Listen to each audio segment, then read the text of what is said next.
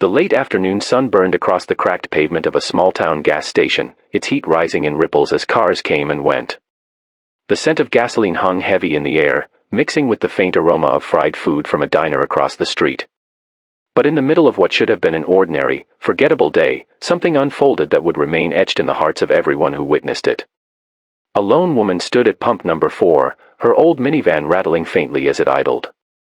Her name was Marissa Cole, a single mother barely holding her life together, and she had no idea that within minutes, she would be surrounded, first by cruelty, and then by unexpected salvation. Before I take you deeper into this story, pause for a moment. If you believe in kindness, in second chances, and in the power of people to stand up for what's right, please like this video, share it with someone who needs hope, and subscribe to Kindness Corner. Your support helps us keep telling stories that remind the world of the goodness still out there. Marissa's day had already been a storm before she even pulled into the station. Her shift at the diner had run late, her pay was short again, and the back-to-school supply list her little boy handed her that morning felt like a mountain she couldn't climb. Her van, held together by duct tape and prayer, was coughing on its last bit of fuel. She scraped together what few dollars she had left to put gas in it, hoping it would last her until her next paycheck. Life had carved heavy lines into her young face, but her eyes, though weary, still held a quiet fire, the kind only mothers who fight for their children possess. As she stood at the pump, fishing for coins in her worn-out wallet, a group of 3 men swaggered out from the convenience store. They weren't locals, loud, tattooed, with mocking grins plastered across their faces. They carried themselves with the arrogance of men who thought they owned every space they stepped into. One tossed an empty soda can on the ground, and another spotted Marissa.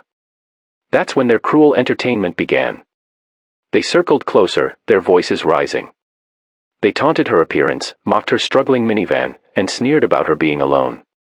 One even reached for her purse, dangling from her shoulder, laughing as if she were some cheap amusement on their way to the next bad decision.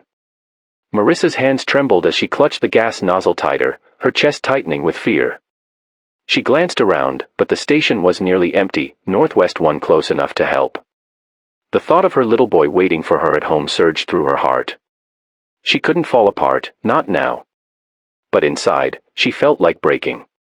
The laughter of the thugs grew louder, echoing across the lot, when suddenly, the rumble began. A low, steady thunder that rose from the distance, growing stronger with each second. At first, the men didn't notice. But Marissa did. She turned her head toward the road, and her eyes widened.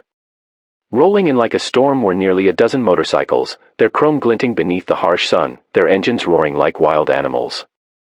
The gas station seemed to tremble as they pulled in, one after another, forming a line that seemed both menacing and magnificent. It was the Hells Angels. The thugs froze, their cocky smirks faltering. These bikers weren't just men on machines, they were legends in leather, carrying an aura that silenced the air around them. Their leader, a towering man with silver threaded through his beard and a gaze as sharp as steel, swung his leg off his Harley. His cut bore the insignia that made grown men think twice before speaking. His boots hit the ground with a weight that seemed to shake the asphalt. Without a word, he and his brothers moved forward, forming a half-circle around Marissa, their presence wrapping her in a wall of protection. The thugs, suddenly stripped of their bravado, stuttered excuses. One tried to laugh it off, but his voice cracked under the weight of the silence pressing down from the bikers. The leader didn't raise his voice. He didn't have to. His eyes locked on them, and the message was clear: leave, or regret every breath you dared take here. Within moments, the 3 men backed away, stumbling over themselves as they scrambled for their car. Their tires screeched as they fled the lot, leaving behind nothing but their cowardice and the stench of their arrogance. Marissa's knees threatened to give out, the rush of adrenaline colliding with her exhaustion. She hadn't realized she was holding her breath until it came out in a shaky exhale. The bikers stayed where they were, silent, watchful, as if ensuring the threat was truly gone. Then, the leader turned to her. For a moment, she feared judgment, her shabby clothes, her broken-down van, her fragile state. But what she saw in his eyes wasn't pity. It was respect. He gave her a nod, the kind of gesture that said, "You're not alone. You stood strong. We've got you now." One of the bikers quietly pulled out his wallet, slipping a few bills into her hand without ceremony. Another checked under the hood of her van, adjusting a loose connection and topping off her oil from a can he carried. They worked without words, without needing thanks. Marissa's tears spilled freely then, not from fear, but from the overwhelming kindness she never expected to receive. For years, she had fought every battle alone. And now, for the first time in a long time, someone stood beside her. The engines roared again as the angels prepared to leave, their presence still thunderous and commanding. Before he mounted his bike, the leader looked at Marissa one last time. His words were simple, but they carried the weight of a promise: keep going. You're stronger than you know. Then, with a thunderous chorus, they rolled out, disappearing down the highway like a storm retreating into the horizon. Marissa stood there, clutching the gas pump and the folded bills, her heart pounding with gratitude. The fear that had once gripped her chest was gone, replaced by a strange and healing warmth.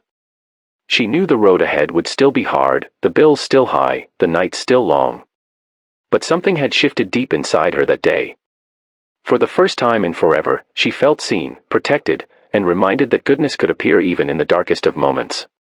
If this story has touched your heart, please like, share, and subscribe to Kindness Corner. Help us spread these reminders of humanity's light, and let the world know that kindness, courage, and compassion still matter. And before this story ends, I want to ask you something special. Drop a comment below.